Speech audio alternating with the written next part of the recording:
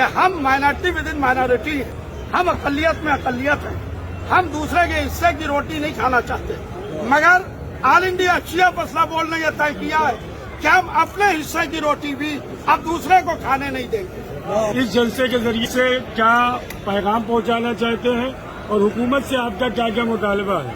دیکھیے، آل انڈیا شیعہ مسئلہ بورڈ کا اجلاس عام تھا، راشٹریہ ادھیویشن تھا اور یہاں تجاویز پاس ہوئی۔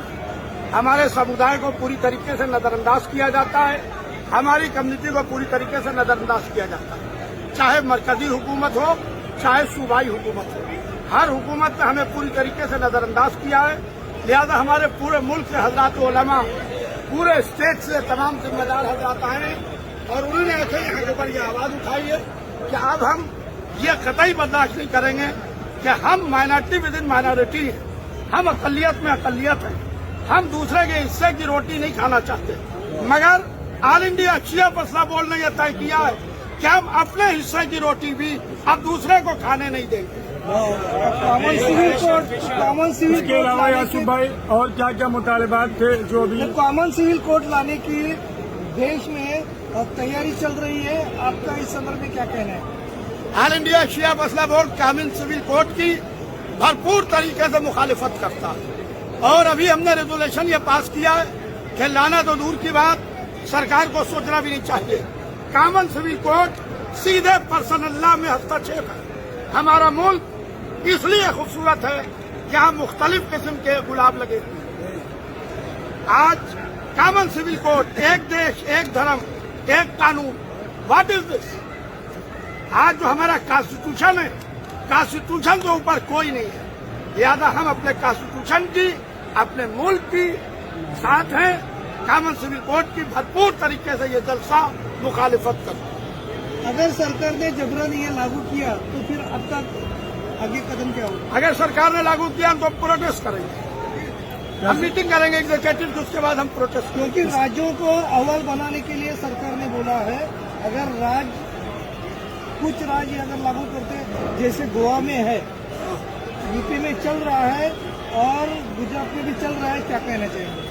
دیکھیے، جو راجوں میں چل رہا ہے، ہم نے گوا میں بھی اور ہم نے گجرات میں بھی بھرپور طریقے سے مخالفت کی آل انڈیا شیعہ مسئلہ بورڈ نے، اور آل انڈیا شیعہ مسئلہ بورڈ پورے ملک میں اس کو نافذ ہونے کی مخالفت کی۔ یاسر بھائی، جنت البقیع اور امام حسین کے حوالے سے جو آپ نے تعلیمی اس میں آپ نے مطالبہ پرسنل لا بورڈ کا، میں چاہتا ہوں دوبارہ ایک بار وہ بول دیجیے۔ دیکھیے، جنت البقیع کے نظام کو 100 سال پورے ہو رہے ہیں۔ پرافٹ آف اسلام کی بیٹی جناب فاطمہ زہرا سلام اللہ علیہا کے مزار کے اوپر سایہ نہیں ہے، لہذا ہم حکومت ہندوستان سے یہ مطالبہ کرتے ہیں کہ حکومت ہندوستان سعودی عرب کے اوپر دباؤ بنائے اور سعودی عرب کے اوپر دباؤ بنا کے سعودی عرب سے یہ کہے کہ رسول اللہ کی اکلوتی بیٹی اور ائمہ بقی کے مزارات کی تعمیر کروائے۔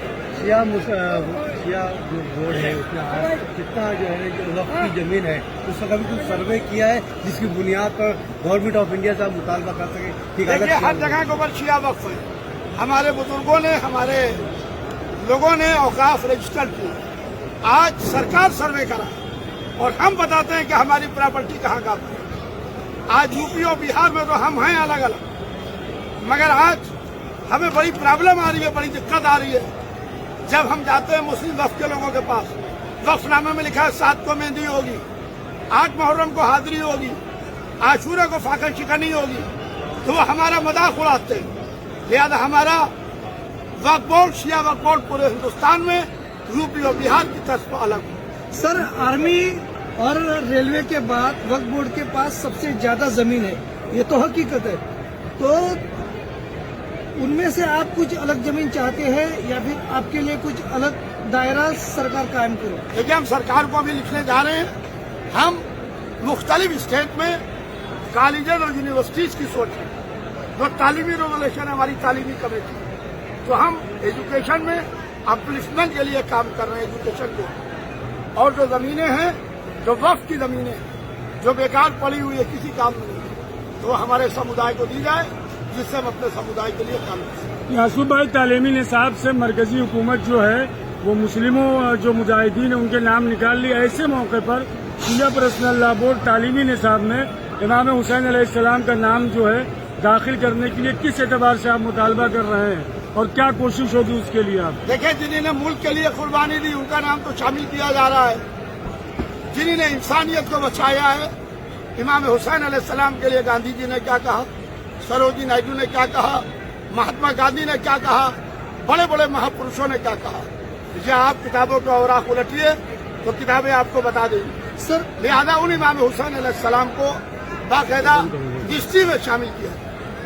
आतंकवाद के खिलाफ आपकी अभी स्टेटमेंट आई थी, और क्या कहना चाहिए?